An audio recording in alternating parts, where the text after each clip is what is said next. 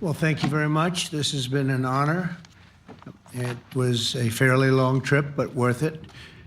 Tremendous things have been accomplished, as you probably noticed. Listened to a lot of wonderful speeches from the heads of a lot of wonderful countries. But I want to thank you for joining us at the conclusion of a highly productive NATO summit in the Netherlands. I want to thank them for the royal treatment they've given us. Couldn't have been nicer. And it's a beautiful country, really a beautiful country. Coming in, I saw the most beautiful trees. In fact, I want to bring some back with me. I want to also thank, I had breakfast this morning with the King and Queen, and they're incredible people. I said, you're central casting, beautiful people, great people, big, beautiful heart. And I enjoyed that. And also NATO Secretary General Mark Rutte, who's been terrific. He's been a friend of mine, used to be right here running this wonderful country. Now he's the NATO Secretary General. He's doing a fantastic job. And the Prime Minister, we appreciate everything you've done. And as you know, last weekend, the United States successfully carried out a massive precision strike on Iran's nuclear enrichment facilities, and it was very, very successful. It was called obliteration. No other military on earth could have done it, and now this incredible exercise of American strength has paved the way for peace with a historic ceasefire agreement late Monday, and we call it the 12-day war. Spoke to a few people. I guess that just sounded like the right name. It was a 12-day war. And we think it's over. I don't think they're going to be going back at each other. I don't think so. Not only have we dealt decisively with the critical threat of Iran's nuclear program, which was what I wanted. I said, Iran cannot have a nuclear weapon. I've said that for 15 years, long before I decided to do the political thing. But we've also reasserted the credibility of American deterrence, which is like no other. The people at NATO said there's never been anything. You know, I rebuilt the entire military during my first term. And we have a great military. We have great generals. I got to know the good ones and the bad ones. We kept the good ones. Over the past 2 days, I was honored to participate in the NATO leaders meeting and also had extremely good individual discussions with the King and the Queen, Secretary General Rutte, and the Prime Minister. Great discussions. Very knowledgeable people. Major focus of our conversations at the summit was the need for other NATO members to take up the burden of the defense of Europe, and that included the financial burden. As you know, it was 2%, and we got it up to 5%. And they said, a couple of them came up to me. One in particular said, sir, we've been trying to get it up to 3% for 20 years, and we haven't been able, and you got it up to 5%. So they're going to be, most of them, I guess almost all of them, are going to be contributing now 5%, a number that people are surprised at, but you need it today. The United States accounts for 2/3 of all NATO defense spending, and since I began pushing for additional commitments in 2017, believe it or not, our allies have increased spending by $700 billion. I said to people, you don't have any money, and a lot of them weren't paying. And so I started the process, and I picked it up as soon as I got back, which is 6 months ago. And following my election last November, almost all have accelerated plans to reach the 2%, 3%, 4%, and then ultimately, very quickly, 5%. And all of this is going to be done very quickly, almost immediately. You probably know this as well as I do. I'm sure they've been talking about it. It's really been a big focus. In a very historic milestone this week, the NATO allies committed to dramatically increase their defense spending to that 5% of GDP, something that no one really thought possible. And they said, you did it, sir, you did it. Well, I don't know if I did it, but I think I did. This will be known as the Hague Defense Commitment, which is pretty good, pretty appropriate. When the allies reach this number, it will add more than $1 trillion a year. Think of that, $1 trillion per year to our common defense. And this is a monument really to victory, but it's a monumental win for the United States, because we were carrying much more than our fair share. It was quite unfair, actually. But this is a big win for Europe and for actually Western civilization. For years, past administrations failed to get most allies to contribute even the 2%. I remember when I came here, we had 4 countries that were up to 2%, and I remember Poland was there. A couple of them were there, and but most of them were. We had 28 at the time, as you know. It's increased a little bit, and they've agreed now to more than double their budgets in all cases. And Europe stepping up to take more responsibility for its security will help prevent future disasters like the horrible situation with Russia and Ukraine, and hopefully we're going to get that solved. Last week they lost 7,000 soldiers, mostly soldiers, but they're also getting hit in Kiev. They're getting hit in some of the towns also. And that means life. Life is disappearing also in the cities and towns. Should have never happened, would have never happened if I was president. I said it 1,000 times, and it never did happen. It's never even thought about. But it's vital that this additional money be spent on very serious military hardware, not bureaucracy, and hopefully that hardware is going to be made in America, because we have the best hardware in the world. You saw that, where 14 missiles were shot at us the other day. And they were very nice. They gave us warning. They said, we're going to shoot them. Is 1 o'clock okay? They said, it's fine. And everybody was emptied off the base, so they couldn't get hurt except for the gunners. They call them the gunners. And out of 14 high-end missiles that were shot at the base in Qatar, all 14, as you know, were shot down by our equipment. Amazing stuff.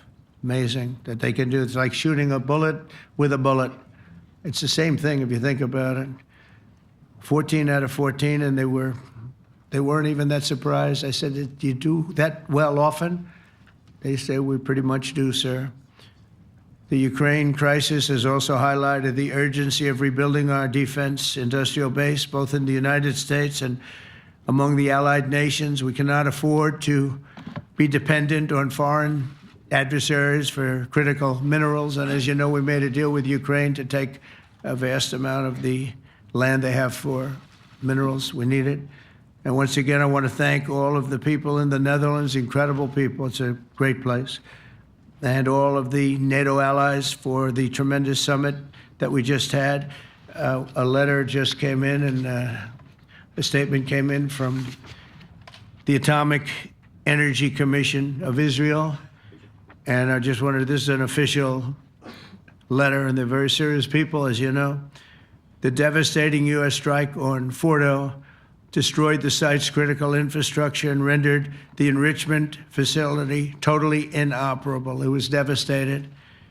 We assess that the American strikes on Iran's nuclear facilities has set back Iran's ability to develop nuclear weapons for many years to come. This achievement can continue indefinitely if Iran does not get access to nuclear material, which it won't. It's so sad that that whole thing had to go. But I just want to thank our pilots. You know, they were maligned and treated very bad, demeaned by fake news CNN, which is back there, believe it or not, wasting time, nobody's watching them, so they're just wasting a lot of time, wasting my time. And the New York Times, they put out a story that, well, maybe they were hit, but it wasn't bad. Well, it was so bad that they ended the war. It ended the war. Somebody said in a certain way, you know, that it was so devastating, actually. If you look at Hiroshima, if you look at Nagasaki, you know, that ended a war too. This ended a war in a different way, but it was so devastating. Also, they have, out of Dubai, just came that Iran's foreign ministry spokesman, this is Iran's foreign ministry, says its nuclear installations were very badly damaged by the American strike. So what bothered me about these reports with fake reports put out by the New York Times, failing, I call it the failing New York Times because it's doing terribly. Without me, it would be doing no business at all. But, and by fake news, CNN and MSDNC, all of these terrible people, you know, they have no credibility. You know, when I started, they were at 94% credibility, the media. Now it's at 16%. And I'm very proud of it because I've exposed it for what it is. But when I saw them starting to question the caliber of the attack, was it bad? Well, it was really bad. It was devastating. They were obliterated. In fact, you can't get into the tunnels. They just put that over. That just came out. They can't, there's nothing, there's no way you can even get down. The whole thing is collapsed in a disaster. And I think all of the nuclear stuff is down there because it's very hard to remove. And we did it very quickly. When they heard we were coming, it was, you know, you can't move it. It's very hard, very dangerous, actually, to move to. And they also knew we were coming, so I don't think too many people want to be down there knowing we're coming. With the bunker busters, as we call them, we're the only ones that have them. We have the best equipment, best nuclear equipment, and we have the best equipment in the world. And by the way, we can't forget our submarine, which was out there, submarines actually, but submarine was out there. We shot 30 rockets into an area, every single one of them. I think it was almost 400 miles away, I think, Pete, right? 400? And long. It was in the ocean, long ways away. And we shot a total of 30. Every single one of them hit within 9 inches from where it was supposed to be. It took out a lot because we didn't do just Fordo. We did 2 others in addition, which hadn't been completely destroyed. So we hit them with a submarine from hundreds of miles away. Amazing, just amazing equipment. Greatest submarines in the world. Nobody's even close. They're 20 years behind us when it comes to submarine technology. So that's one, and the other was from the Atomic Energy Commission. And they have about 3 or 4 of them now coming in from atomic energy commissions from various places. But the one that we have that just came out, we released it a little while ago, was from the Israeli Atomic Energy Commission. But numerous of them are getting to see the site, and the site has been demolished.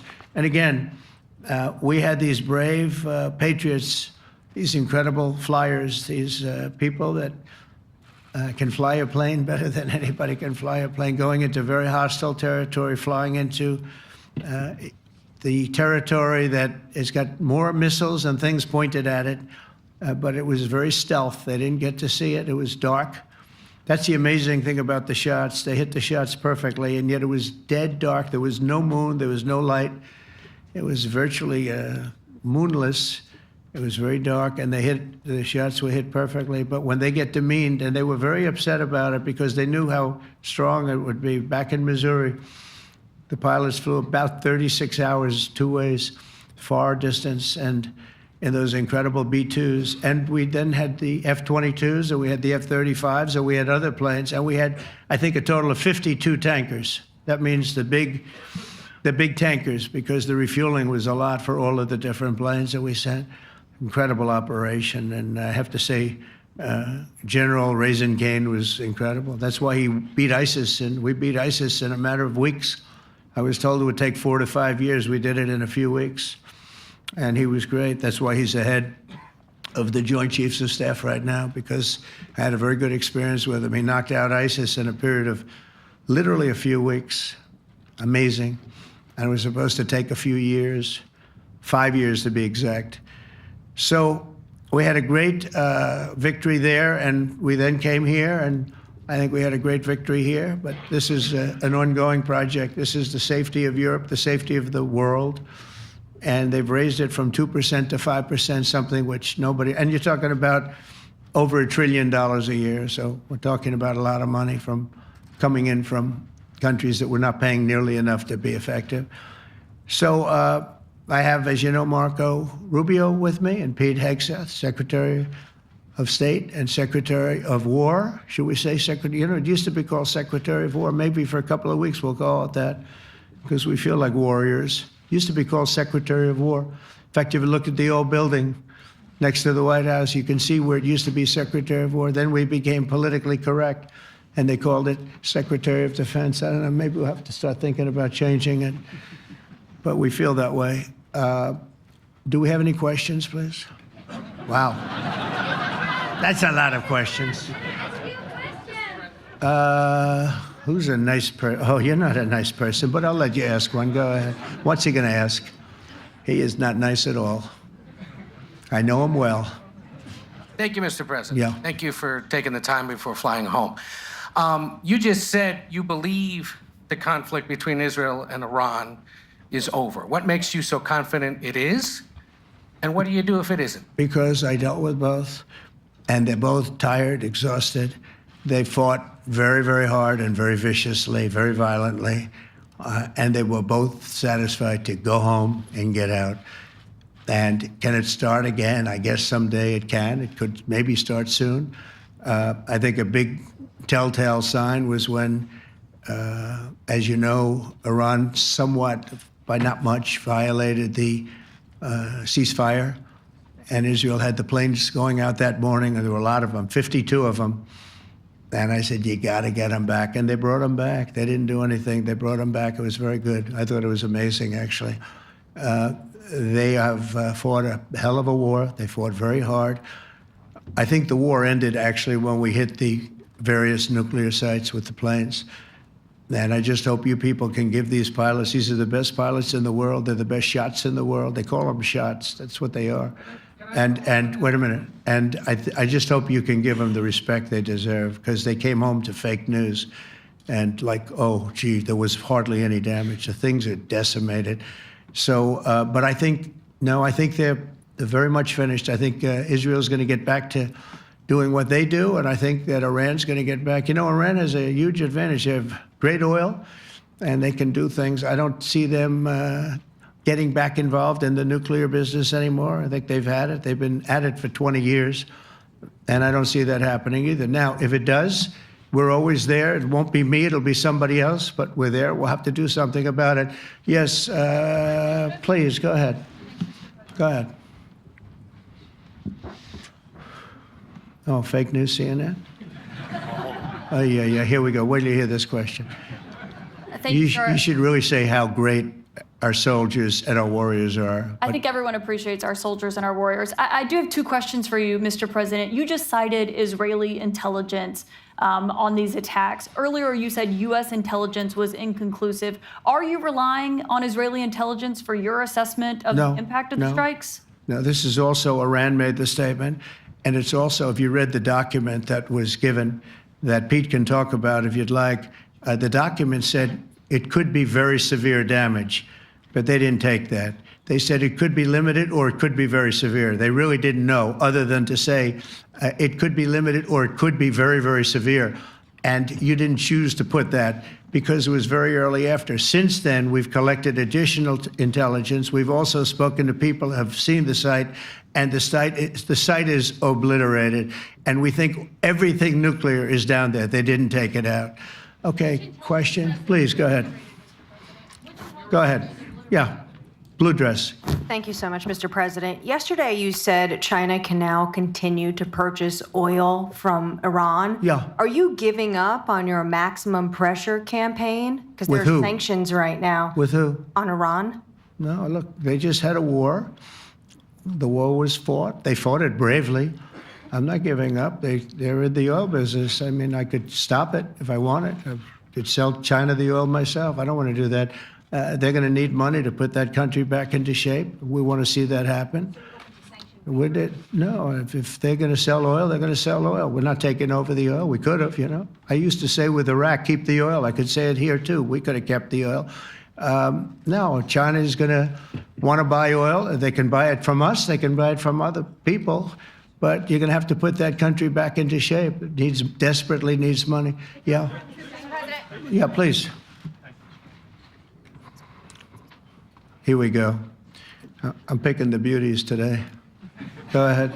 Mr. President, Secretary General Rutte has described President Putin as an adversary, a threat, an enemy.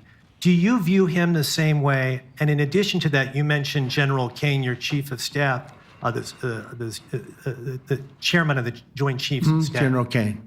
Yes, he has said that Mr. Putin has territorial ambitions beyond Ukraine. Do you view that in the same way? Possible. I mean, it's possible.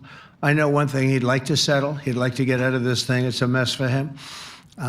He called the other day. He said, "Can I help you with Iran?" I said, "No, you can help me with Russia." Because, in the last few weeks, we took care of India and Pakistan, Kosovo, Serbia. I think on Friday we have coming in, the Congo is coming in, and Rwanda is coming in. That was a vicious war that went on, a machete war, heads chopped off all over Africa. They're coming in. We did 2 others in addition to that. Nobody's ever done anything like this.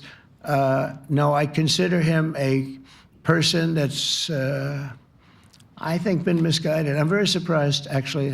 I thought we would have had that settled easy. I've settled 4 of them in the meantime. But he did call up, and he said, he's close to Iran. He'd like to help us get a settlement. I said, no, you help me get a settlement with Russia. And I think we're going to be doing that, too. Yeah, please. Go ahead, please.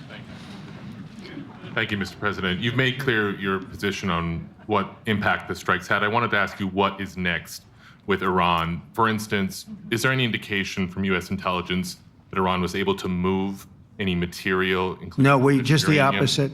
We think we hit them so hard and so fast they didn't get to move. And if you knew about that material, it's very hard and very dangerous to move.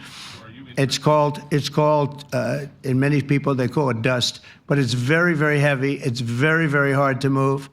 And they were way down, they're 30 stories down. They're literally 30, 35 stories down underground. You think you got it all? Oh yeah, we think it's covered with granite, concrete, and steel.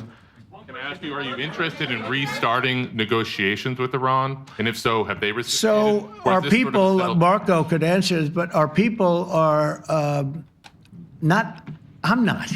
The way I look at it, they fought, the war's done, and I could get a statement that they're not going to go nuclear. We're probably going to ask for that, but they're not going to be doing it. But they're not going to be doing it anyway. They've had it. They've had it. Now, maybe someday in the future we'll want that. But I've asked Marco, do you want to draw, I just asked him the question as we were walking on the stage, do you want to draw up a little agreement for them to sign? Because I think we can get them to sign it. I don't think it's necessary. Marco, do you want to talk about that, please? Well, Mr. President, I think President Trump has shown a willingness to meet and talk to anybody in the world who's interested in peace. I don't know of any president that's been as willing as he has to meet with anyone and talk about peace. We'd love to have peaceful relations with any country in the world. And so obviously that'll depend on Iran's willingness not just to engage in peace, but to negotiate directly with the United States, not through some third country or fourth country process. But I know of no president, probably in our modern history, that's sought peace more than President Trump has. Sounds like the door is open, but you're in no rush. Is that right? Sounds like the door is open. But I'll tell you what, look, we're going to talk to them next week with Iran. We may sign an agreement. I don't know. To me, I don't think it's that necessary. I mean, they had a war, they fought. Now they're going back to their world. I don't care if I have an agreement or not. The only thing we'd be asking for is what we were asking for before about we want no nuclear, but we destroyed the nuclear. In other words, that's destroyed. I said, Iran will not have nuclear. Well, we blew it up. It's blown up to kingdom come. And so I don't feel very strongly about it. If we got a document, wouldn't be bad. We're going to meet with them, actually. We're going to meet with them. Yeah.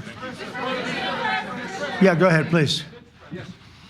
Mr. President, Netherlands TV, thank you for visiting our country. Good. As I understood, Thank you. I, of course, would like to know how you slept last night at the House of the King. Oh, I slept beautifully. But probably a more serious question. I think you just had a meeting with President Zelensky. Did you discuss any ceasefire in this Russo-Ukrainian? No, I wanted to know how he's doing. He was very nice, actually. You know, we had little rough times sometimes. He was couldn't have been nicer. I think he'd like to see an end to this. I do. I think what I took from the meeting couldn't have been nicer, actually. But I took from the meeting that he'd like to see it end. I think it's a great time to end it. I'm going to speak to Vladimir Putin and see if we can get it ended. But look, these are brave people. They're fighting these wars all over the place. You know, last week they had, I guess, I told you, close to 7,000 young soldiers, Russian and Ukrainian soldiers were killed, 7,000 in 1 week. It's crazy. It's crazy. So I'll be speaking to Putin. No, I had a good meeting with with Zelensky, and I had a lot of good meetings. We had a lot of good meetings with a lot of people, a lot of great leaders.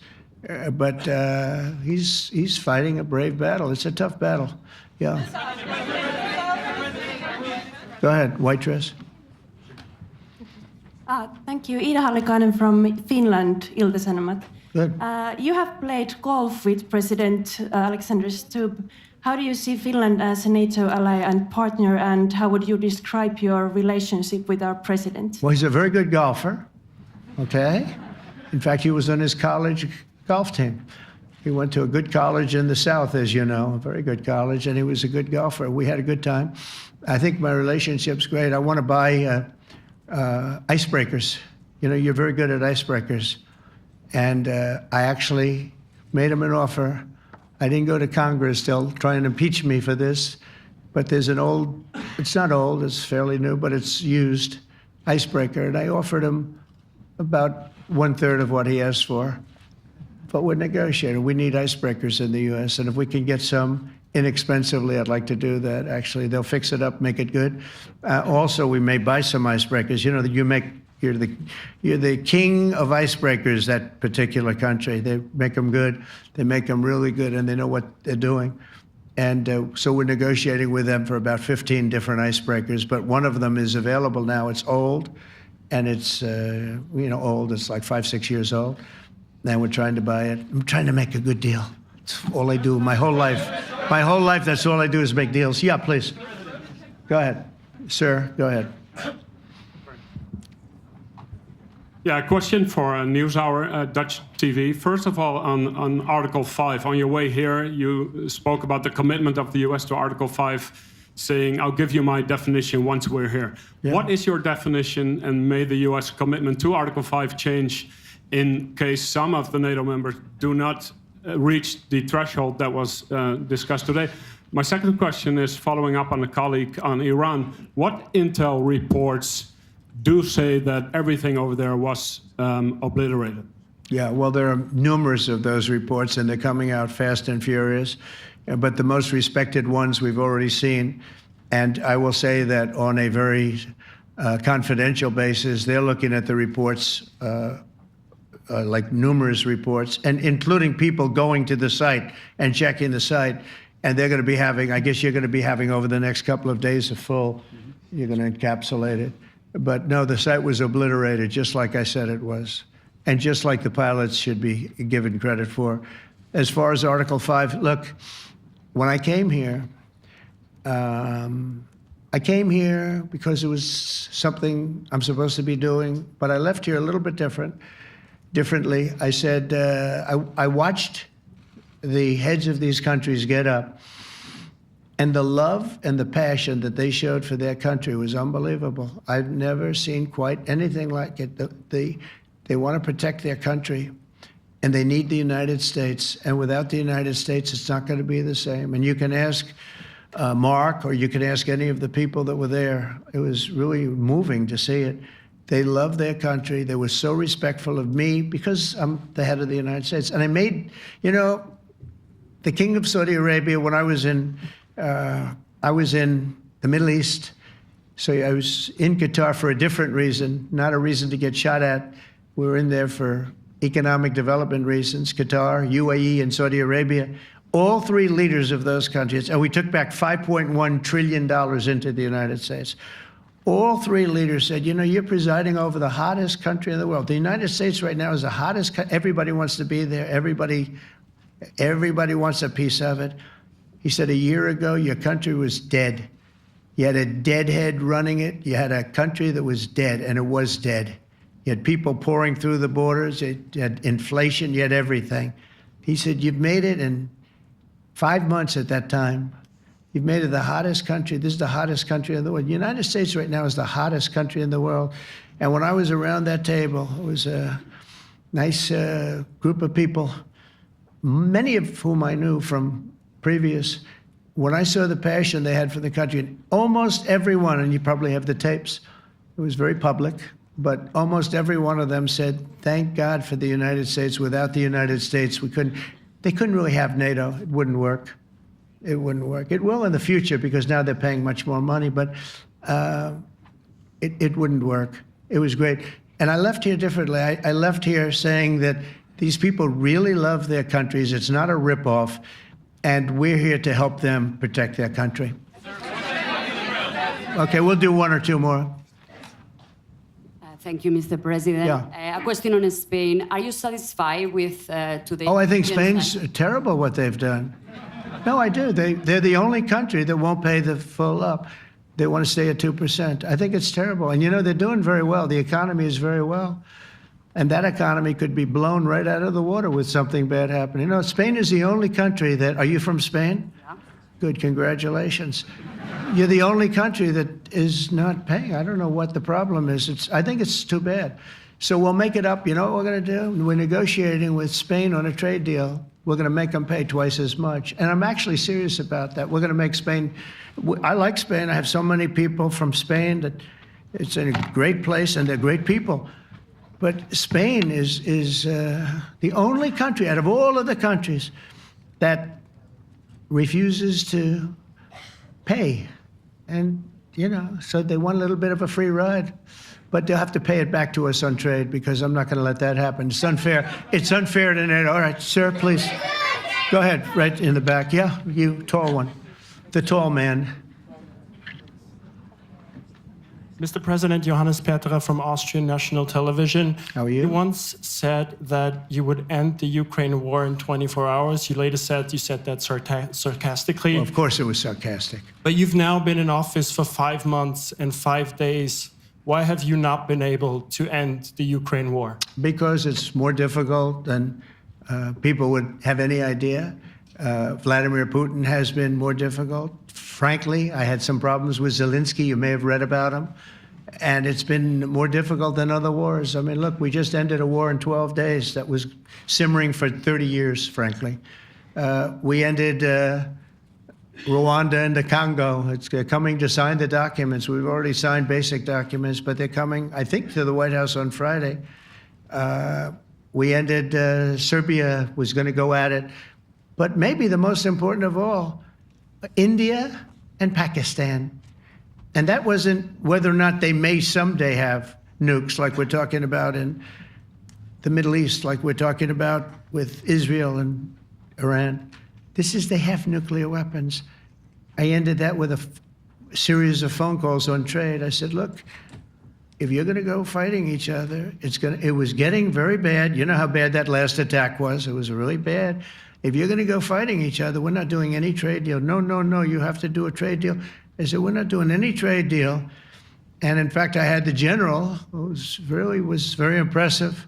The general from Pakistan was in my office last week.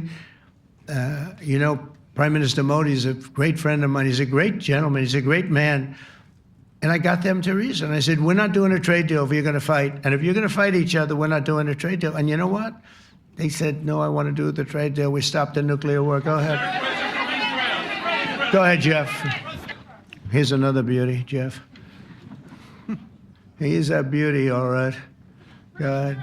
Mr. President, to follow up on Ukraine, will the United States contribute any more money to Ukraine's defense this year to the $5 billion that allies are giving? And one question, you had another meeting with the Dutch opposition leader, Mr. Wilders. Can you tell us about that meeting? And are you upset about his anti-Muslim stance? I'm not upset about it. It's just his view. He's unhappy with the way things are going in this country and various countries. He was an opposition leader. And I was asked to meet with the opposition leader by the people that are running. I think they have some deal where if you have a meeting, you're supposed to meet with an opposition leader. I said, that's strange. We don't do that. But I met with I didn't know him. He seemed like a very nice guy, but he's in opposition to the current people, and that was set up by the current people. So I assume when I met with the Prime Minister, you're supposed to meet with the opposition. We'll have to try that sometime in our country. Let's not do it. But I thought he was very good. As far as money going, we'll see what happens. There's a lot of spirit. Look, Vladimir Putin really has to end that war. People are dying at levels that people haven't seen before for a long time. Go ahead. Go ahead. White shirt. Oh, she's all excited. So, BBC News Ukrainian. I would Where are like you to ask from? I'm from Ukraine. Oh, so my wow. question to you is whether or not the US is ready to sell anti-air missile systems Patriot to Ukraine. We know that Russia has been pounding Ukraine really heavily right now. Are you And, living yourself now in Ukraine? my husband is there. Wow. And I can see you're very, it's amazing. and me with the kids. I'm in Warsaw actually because he wanted me to be. Is your husband a soldier? No? He's He's there now? yeah Wow. That's rough stuff, right? That's tough. And you're living here? in Warsaw. And you're a reporter? I am. Good. So let me just tell you, they do want to have the missiles, okay, as they call them, the Patriots. And we're going to see if we can make some available, They're very hard to get. We need them too. We were supplying them to Israel, and they're very effective, 100% effective. Hard to believe how effective. And they do want that more than any other thing, as you probably know. That's a very good question, and I wish you a lot of luck. I mean, I can see it's very upsetting to you. So say hello to your husband, okay? Thank you. Go ahead. Thank you. Thank you, Mr. President. You were criticizing Where are you from? Bloomberg News. Oh, Bloomberg. That's wonderful. You were criticizing the Federal Reserve Chair before coming to this summit. Yeah, I think he's terrible. I was wondering if you've begun interviewing different candidates for the Fed pick. Yeah, I know within 3 or 4 people who are going to pick. I mean, he goes out pretty soon, fortunately, because I think he's terrible. We have no inflation. We have a tremendous economy. Hundreds of billions of dollars of tariff money is pouring in. Factories are being built because they don't want to pay the tariffs, so they're building them all over the country. I think we're close to $15 trillion. I told you 5.1 trillion from the Middle East alone, but of investment money coming in. There's never been anything like that in the history of our country. But we have no inflation. And we have borrowing because Biden, stupidly, they did short-term debt. So we have borrowing coming up. And, we'll go 10 years, maybe longer, maybe shorter, but we'll go a long period of time when we do the debt. And because of him, because of this guy, we will have to pay for years. We'll be paying for him. And I said to him, listen, there's no inflation. He says, but maybe there'll be some. That's true. I said, if there is some, what you do is raise the rate. I'm okay with that. You raise the rate in 2 years from now or in a year from now. But because the rate's high, we have to pay more for debt. It's pretty equal. In other words, if it's 4%, it's 4%. If you drop it a point, you'll pay 3%. So it's fairly equal, not necessarily, but fairly equal.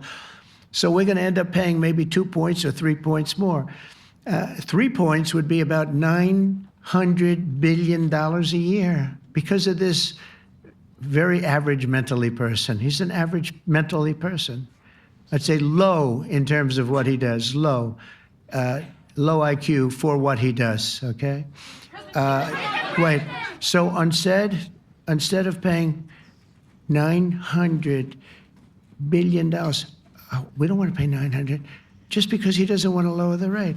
I said, if there's inflation in 2 years or 3 years or 1 year from now, you raise the rate and you take care of the inflation, among other things. But he's probably a very political guy, I guess. I don't know. I think he's a very stupid person, actually. All right, one more. Let's go. How about you? Go ahead. She looks so happy and everything. Thank you. That's why I picked her. I'm from Spain, too. I'm Ana Buch from La Vanguardia. I wanted to know if... You're where from? Spain, too. Ah. I wanted to know if you want to... That's the Spain corner right there. Shouldn't have said that. That's okay. I do like Spain, by the way. I think it's unfair that they're not paying, but go ahead. Are you going to negotiate directly with Spain about... I'm going to negotiate directly with Spain. I'm going to do it myself. They're going to pay. They'll pay more money this way. You should tell them to go back and pay. You're a reporter? You tell them to go back. They ought to join all of those countries that are paying 5%. Spain's going to be just about the only one that's not. They were the most hostile toward doing it. It just doesn't make sense to me. Okay. All right, Kelly, go ahead. Here we go. There's another one. Hello, sir. Thank you We got them all today. Okay. So, Mr. President, you talked about expecting some on-the-ground assessments at Fordo and other sites. Now here, Is that here again. Israeli and U.S.? It's been obliterated, Kelly. It's been What is your message then, sir, to the intelligence community when they present reports? You're not disputing the DIA report. You're just They presented a exists. report that wasn't finished. We're talking about something that took place 3 days ago. I understand that, sir. The It's an report was initial done assessment. So 2 what days is ago. your- Wait a minute. Yes. They didn't see it. All they can do is take a guess. Now, if you take a look at the pictures, if you take a look how it's all blackened, you know the fire and brimstone is all underground because it's granite and it's all underground. You don't show it. But even there, with all of that being said, the whole area for 75 yards around the hole where it hit is black with fire. The group that's run by this gentleman, in fact, you may want to talk about it for a second because we're going to issue a report. And I think it's not even a very exciting report at this point. It's been obliterated, totally obliterated. And they did a report, but it was like, if you look at the dates, it's just a few days after it Understood, happened. sir. So they didn't see it. They said it may be very severe. Go Understood. ahead. Do you have a message for the intelligence community, though, in terms of unvarnished information getting to you, that it's not... I don't really have a message. I would say issue the report when you know what happened. I wouldn't say that it could be severe or maybe not. They use the word severe. It could be severe or maybe it's not. And So people like you picked up and said, oh, it's not severe. We're just No, looking for the the report was not a complete report. Yeah, the message was probably wait till you know the answer before you... And, Go sir, ahead. did you not have a public component to your Zelensky meeting for a tactical reason with President Putin? Let him answer this one. Hello, Mr. Secretary. Yeah. There's a reason the president calls out fake news for what it is. These pilots, these refuelers, these fighters, these air defenders, the skill and the courage it took to go into enemy territory flying 36 hours on behalf of the American people and the world to take out a nuclear program is beyond what anyone in this audience can fathom. And then the instinct of CNN, the instinct of the New York Times is to try to find a way to spin it for their own political reasons to try to hurt President Trump or our country. They don't care what the troops think. They don't care what the world thinks. They want to spin it to try to make him look bad based on a leak. Of course, we've all seen plenty of leakers. And what do leakers do? They have agendas. And what do? Do they share the whole information or just the part that they want to introduce? And when they introduce that preliminary report that's deemed to be a low assessment, you know what a low assessment means? Low confidence in the data in that report. And why is there low confidence? Because all of the evidence of what was just bombed by 12 30,000-pound bombs is buried under a mountain, devastated and obliterated. So if you want to make an assessment of what happened at Fordo, you better get a big shovel and go really deep, because Iran's nuclear program is obliterated. And somebody somewhere is trying to leak something to say, oh, with low confidence, we think maybe it's moderate. Those that dropped the bombs precisely in the right place know exactly what happened when that exploded. And you know who else knows? Iran. That's why they came to the table right away, because their nuclear capabilities have been set back beyond what they thought were possible because of the courage of a commander-in-chief who led our troops, despite what the fake news wants to say.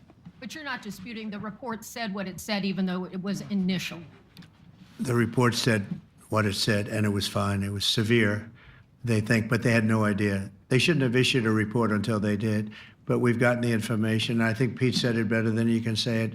And, you know, you should be proud, you, especially you, should be proud of those pilots, and you shouldn't be trying to demean them. No, there's those pilots flew at great risk, a big chance that they'd never come back home and see their husbands or their wives. Let me just tell you, you and NBC, fake news, which is one of the worst, and CNN, New York Times, are all bad. They're sick. There's something wrong with them. But you know what? You should be praising those people instead of trying to find some. By getting me, by trying to go and get me, you're hurting those people. They were devastated. You know, I got a call from Missouri, great state, that I won 3 times by a lot. And I got a call that the pilots and the people on the plane were devastated because they were trying to minimize the attack. And they all said it was hit. But we don't think it was really maybe hit that badly. And they were devastated. They put their lives on the line, and then they have, and I'm not referring to you, but real scum come out and write reports that are as negative as they could possibly be. It should be the opposite. You should make them heroes and heroines. You should make them really people that they were so devastated when they heard this news. And you know what they said? One of them, I spoke to one of them, said, "Sir, we hit the site. It was perfect. It was dead on." Because they don't understand fake news, because they have a normal life, except they have to fly very big, very fast planes. But it's a shame. You should be making them heroes. All right, in the back. Go ahead, back, white, yeah. White jacket, yeah. Go ahead, give my mic. Hello. Deborah Haynes from Sky News. Good. Mark Rutte, the NATO chief, who is your friend, he called you daddy earlier. Do you regard your NATO allies as kind of children? No, he likes me. I think he likes me. If he doesn't, I'll let you know. I'll come back and I'll hit him hard, okay? No? He did it very affectionate. Daddy, you're my daddy. Do you regard your NATO allies, though, as kind of like children, and they're obviously listening to you and they're spending more, and you're obviously appreciative of that, but do you hope that actually they're going to be able to defend themselves, defend Europe on their own? I think they need help a little bit at the beginning, and I think they'll be able to, and I think they're going to remember this day. And this was a big day for NATO. You know, this was a very big day. They took it. One of the gentlemen said, "You know what? We've been trying to raise money raise the rate for 30 years," he said, 20 years, from almost the beginning. And he's been there for a long time. He said, "Until you came along, it never happened." What you did is amazing. It's been sort of an amazing day for a lot of reasons, but also for that. Yeah, go ahead. Do you think they can do it without you, though, in the future? Can they do it without Well, ask Mark. I mean, you have to ask Mark, okay? So we're heading back. We're heading back. I want to thank these two gentlemen behind me. They're incredible people, both of them. They've done a fantastic job. And Susie's in the front, and she's done great. And Monica, thank you very much. It was quite an exciting time. And we're going to be heading back. We'll be back soon, and we'll see you in Washington, D.C.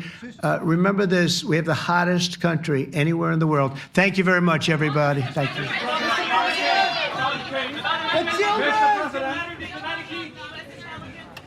you trust American intelligence agencies?